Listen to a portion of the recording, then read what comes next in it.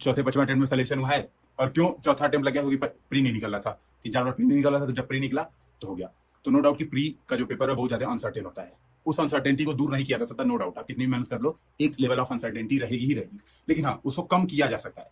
Uncertainty कम करने के लिए जो बहुत बड़ा तरीका, बढ़िया तरीका होता है, आप प्रीलिम्स के बहुत सारे सिमुलेशन दीजिए। तो प्री के पहले बहुत सारे सिमुलेशन देख के उस अनसर्टेन माहौल के लिए खुद को तैयार कीजिए। यार पेपर ऐसा आएगा तो मैं ये करूंगा, ऐसा क्वेश्चन आया तो ये सोचूंगा, कोई क्वेश्चन नया आ गया तो ये सोचूंगा, ये सोच के टिक करूंगा तो सही हो जाएगा। तो इस को मैं वही कह रहा हूँ, सिमुलेशन। जैसे लास्ट बार का जो पैटर्न आया था, केवल 1 सही, केवल 2 सही, केवल 3 सही, ये वाला पैटर्न आया था, इस पर बहुत सारी प्रैक्टिस कीजिए। तो ये बहुत ज्यादा जरूरी है। तो टेस्ट लगाइए, टेस्ट लगाने के बाद उसको एनालिसिस कीजिए कि कौन सी गलतियां आप कर रहे हैं। प्रीलिम्स निकालने का सबसे, आप कह सकते हो, बेस्ट अप्रोच ये है। आप पढ़ रहे हैं, नो डाउट, आप जो भी पढ़ाई कर रहे हैं, आप लक्ष्मीकांत पढ़ रहे हैं, लक्ष्मीकांत पढ़िए, आप बेयर एक्ट पढ़ रहे हैं, बेयर एक्ट पढ़िए, आप स्पेक्ट्रम पढ़ रहे हैं, स्पेक्ट्रम पढ़िए। जो भी सोर्स आप कर रहे हैं, सोर्स को पढ़िए, सोर्सेस चेंज मत कीजिए, लेकिन उसमें एक वैल्यू एडिशन ये कीजिए, टेस्ट देके टेस्ट की गलतियों को नोट कीजिए। यार ये गलती मैंने की थी, ये गलती से बचा जा सकता था।